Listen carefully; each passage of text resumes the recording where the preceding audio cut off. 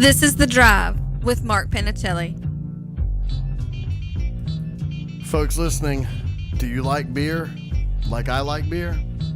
Brew Burn Beer Fest. Sam Avalos, tell me more. Tell the folks more about this. That's right. Brew Burn Beer and Wine Festival, presented by the Beer Army Burger Company, is returning to the Riverfront Convention Center in downtown New Bern on June 16th, 2018. That's just a couple weeks from now, folks. This festival is awesome. I go each and every single year. I'm not kidding. I'm going to be there this year. I can't wait.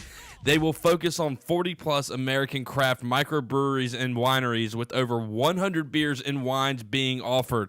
Look, a VIP ticket is $50. That's going to get you in from 12 to 5. If you just want a general admission ticket, that's $35. It'll get you in at 1:30 until 5 p.m. All tickets include unlimited samplings of all products and a free complimentary tasting glass. All profits go to benefit the Bravo Alpha Foundation, and we hope you can join us for this really exciting event. RSVP through Beer Army's Facebook page or go to bravoalpha.org for more information. Again, Brew Burn Beer and Wine Festival coming up downtown New Bern, June 16th. Get your tickets now. We got a phone call. Magical bacon in the house. Twice in 1 week, he joins us. Jordan Honeycutt, Sun Journal sports writer. My man, how are you doing? Hey, twice as nice, man. Doing just doing good. I was worried a little bit last night, but the Warriors came through for me, and I'm doing all right. No, let's be honest. J.R. Smith came through for you, right? Well, yeah, that's true. Always count on JR to do something stupid. I mean, we were talking about this earlier. Where would you rank this in the sports blunder Hall of Fame? I mean, obviously the Chris Webber timeout, I've heard butt fumble. I mean, where do you put the J.R. Smith, I'm going to run out the clock and we're going to take it to overtime blunder last night in your, because I know you like me, try not to be prisoner of the moment, but that was pretty epic fail on his part last night. Yeah, it's up there. I mean, it's definitely up there with the Weber timeout. Because they're both just mental lapses and bonehead mistakes. I mean, everybody makes them, and but not everybody makes them to that degree and severity. So yeah, it was I couldn't believe it. I mean, at first I was like, "What is he doing?" But then I thought about who I'm talking about, and I'm like, "Oh, it's J.R. Smith." Like he probably doesn't even know what he's doing. Was there anything, because realistically, if you look back at this game, of course, we're all laughing about it today, and the way overtime went, we walk away from this game feeling like Golden State just whooped up on the Cavs last night. But it was right there. We would think that the Cavaliers were supposed to win that game if J.R. Smith had done maybe what he was supposed to. Yeah. Did you see anything? What did you think about how the Warriors played? And do you now think that the Cavaliers have a chance in this series? No, I think the Warriors just came out a little tight. Steph Curry even alluded to it after the game. He's like, game one against a new team, you're always kind of playing to fill out the series. And this is a new team, even though it's Cleveland. It's a new Cleveland team compared to what the Warriors have played in the past. So, but give Cleveland credit too, because they played a really good game. I mean, Kevin Love had 21 and 13, but LeBron gets no help. But 21 and 13 is a really nice game. I think J.R. Smith had 10 points. Even though he negated those 10 points. Yeah, he was minus 20 on the night, so let's not give it J.R. Smith any credit. Yeah, but I mean, he did make a couple threes, and Cleveland played really, really well. I mean, obviously LeBron had a monster game, 51, 8, 8, and 1, and that one is the loss. But, yeah, I mean, I think Golden State's fine. I think they'll turn it up. I think they're going to get Iguodala back, and I think it's only going to get worse for the Cavs. Okay. You guys are the perfect guys to talk about this, because I think people are seeing this. I'm trying to remember who it was that said this. I don't know if Antoine said this when he was in here, but, man, I'm seeing it all over the place right now. Have you seen it? I know what you're going to say. And I don't like it. because you know where my You're gonna love him. am I? Yeah, you're gonna love him. Because you feel like LeBron. Yes. Have you seen this? That LeBron should just go to Boston. Have you seen this current trend in social media? Now, I don't think it will happen. And again, I don't want to find myself rooting for LeBron, but that's what will happen if he puts on that jersey. I'll all of a sudden become the biggest LeBron James You used fan. to hate Kyrie. I absolutely did, and now I love him. And so again, have you seen these? And what would you take off of that? If you're LeBron James, would you entertain the idea of joining the Celtics? It'd be hard to for him, man, because, I mean, he's going to have to play with Kyrie again, and those two had a, fractured relationship there, and fans in Boston We'll hate trade him, Kyrie back to Cleveland for that 8th pick. We'll get the 8th pick back. They can get Kyrie, and we'll take LeBron. I was seeing that it's going to take Kyrie and Jaylen Brown to get LeBron. Yeah, at least. I mean, I don't think Kyrie would. I don't think Kyrie would want to go back to Cleveland. I don't think Cleveland would want him back. That was also fractured to the point beyond repair. I don't think that's a realistic thing. I think obviously it's a pipe dream, like a lot of teams right now are having LeBron James, fantasy roster turnovers and pipe dreams and everything like that. So I think it's just one of those. It's not my fantasy. Trust me. My fantasy is that all of those rookies continue to get better, and then they become the dominant force. I like being on this side of arguing about LeBron James. But now, unlike you, because I know that you are stern and steadfast on the course of I am anti-LeBron and I don't like him. And Sam and I have talked about this too. I don't like him as a person, but now as a player exactly last right. night, That's what I'm talking about. as a player last night, that was phenomenal.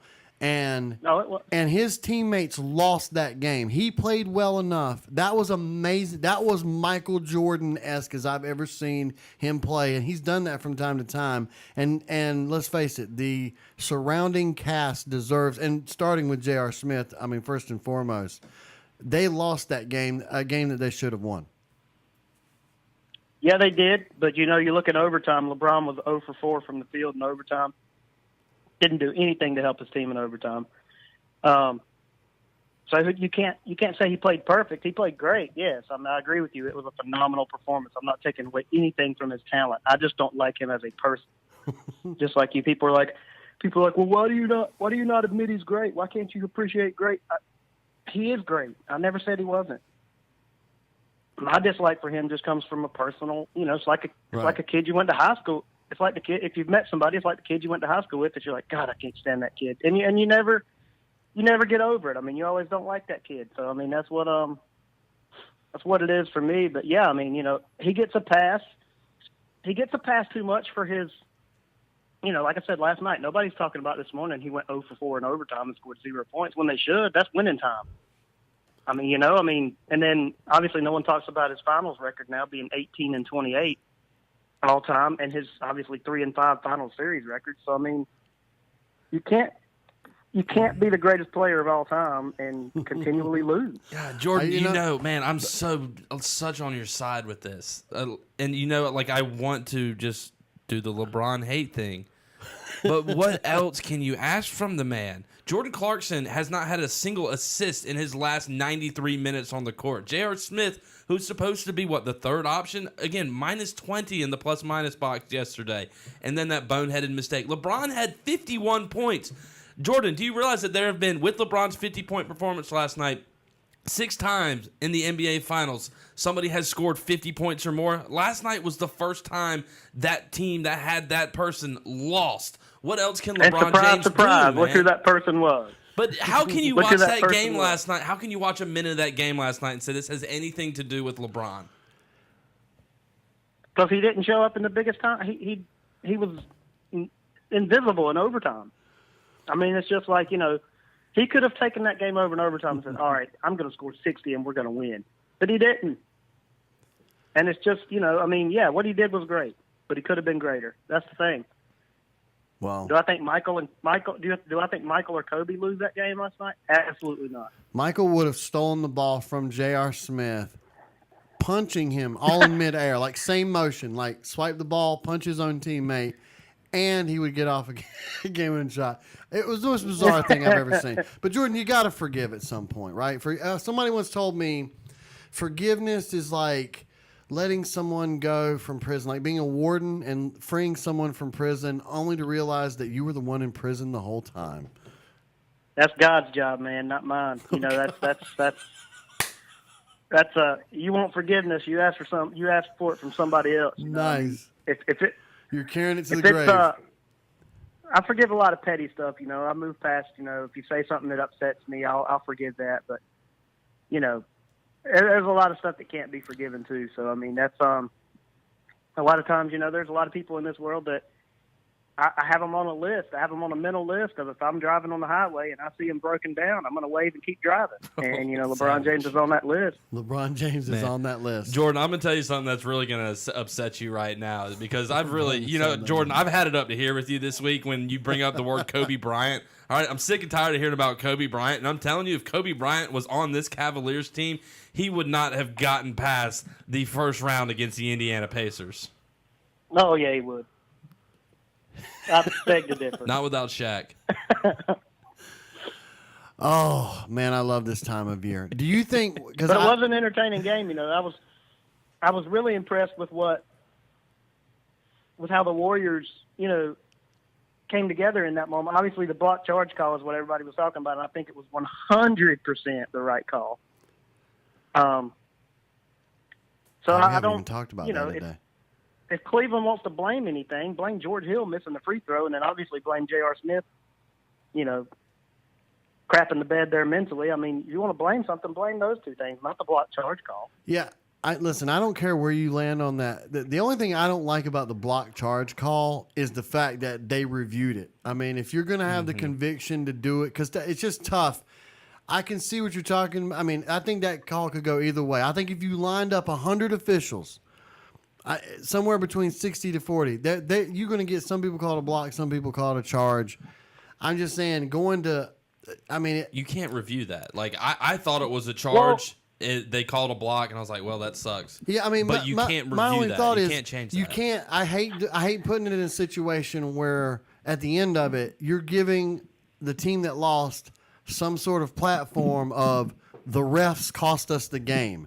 That's what happens when you make that call, because I'm telling you, there's 90% of the people in Cleveland are putting that as one of the excuses why they didn't win that game last night. So it's not the call, or to me, it's just the officials. I would not have reviewed it, just in my opinion. Well, the reason they did review it, obviously, is one official, Tony Brothers, out at the 3-point line called a block, and then a guy underneath called a charge. So they had messed up calls. So I think that's why. And then KD and Steve Kerr were both asking for a review. Which that's the NBA rule book, under 2 minutes, a lot of things can be reviewed. And I like that because it gives you the chance to get the call right. And that's, excuse me, as fans, that's all we can ask for is the guys to get the call right. So I don't have a problem with that as long as it's gotten right. And I think LeBron was turned. At first he was there. He beat KD to the spot. But then he turned his body sideways, and you can't take a charge. Never in the history of basketball have I ever seen anybody take a charge standing sideways. So that's why I think, with him not being in legal guarding position, that's why I think it was the right call. But, yeah, I mean, like you said, calls go against you sometimes. You got to rise above that and still find a way to win the game. And Cleveland had a chance after that with, like we said, with George Hill missing the free throw and then JR's meltdown. So you can't look back and blame that the way I thought Ty Lue and LeBron James were very crybaby-ish last night in their press conferences. Man, I didn't like it. I'm looking forward to it next. Now we're going to probably have you on either Tuesday or Wednesday of next week. I know this is not normally we have you on a little bit longer than this, but we've had a pretty action-packed day. But I did want to squeeze you in there, but real quick, I appreciate it. I appreciate you giving me the time. No, and the reason why I wanted to also have you on was, I think that now I was telling Sam, I think that this similar to when Toronto had Cleveland down. They had just played that 7-game series against Indiana. Toronto played a great game, and then they coughed it up towards the final minutes in game 1. They were never the same after that. And I'm thinking that game last night is going to have the same effect, similar to the way they played in overtime. I think they're going to feel so defeated. And I think this is going to open the door for that sweep that we were talking about. I think J.R. Smith, we're going to go back and look and say J.R. Smith may have cost. Hard to say the series, but that game it really, I think, killed Cleveland's spirit. It's hard to bounce back, for sure, because now maybe the Warriors get stronger because, like I said earlier, maybe they get Iguodala back.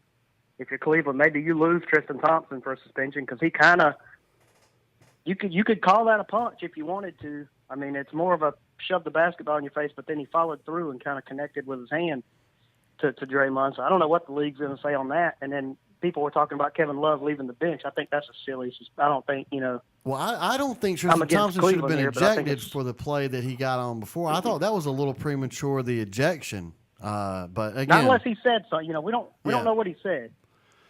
It's good stuff. Do you think it's going to be a blowout, though? Official or do what? Do you think Game 2 is going to be a blowout?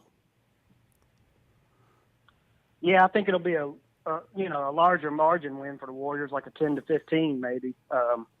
And I think Cleveland will win in Game 3 because Golden State will have a 2-0 lead, and they'll just kind of be like, going through the motions, chilling in Game 3, and then I think they'll crank it back up and steal Game 4 in Cleveland, and then win back in Oakland.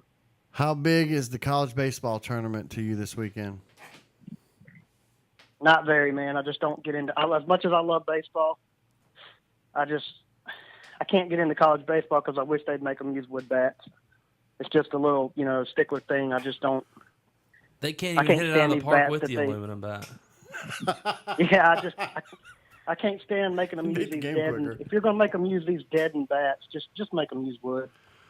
Man, for folks listening, more Jordan Honeycutt can be found by picking up a copy of the Sun Journal. Go to newbernsj.com/sports or get on your Twitter machines and check out jhoneycutt_NBSJ.